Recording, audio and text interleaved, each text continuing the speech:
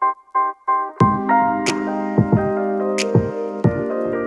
guys, welcome back for another video. So let's talk about that low and around follow through that many good ball strikers have. Meaning when we follow through, the arms and hands come around with us and the follow through exits under the shoulder line rather than getting thrown out this way. So most of the times players who rotate well, you see a more low and around follow through. For righties, the hands disappear low and left. It does not get thrown out and up towards the top right corner.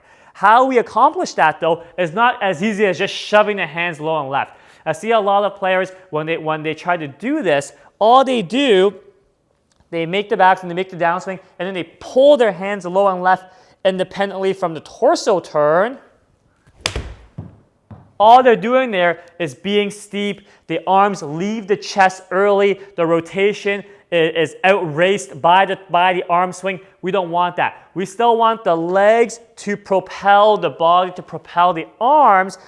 That's how we get that good sequence from the ground up.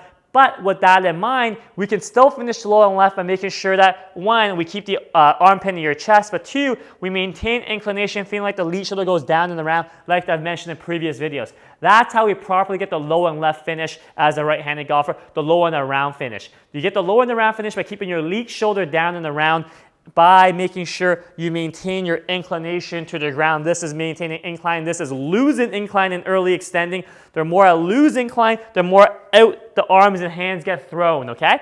So when you're trying to get that low and around follow through, which typically, generally reduces how much club face rotation or overtake the club face has to your hands, typically, it's a good thing because the club face, generally speaking, is a little slower through the ball. It does not overtake the rotation, okay? The more I get thrown out this way, because I'm throwing my arms and hands out, the more the club face will rotate, which for most players will lead to a lot of hooks and club face issues. So finishing low and left will slow down the club face or make it more predictable, but how we go low and left with the follow through is by making sure we maintain incline, keeping the arms and pinned to your chest, not by just pulling your arms and hands left, okay? So let's do one here. Assuming a decent backswing, we want to make sure the arms stay pinned to my chest, my lead shoulder, my left shoulder goes down and around, my arm is still pinned against my chest.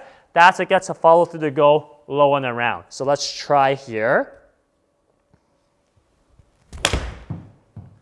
So there I felt like my follow through was more low and left there versus, and you can see you should have seen more rotation there versus me just trying to pull my hands low and left.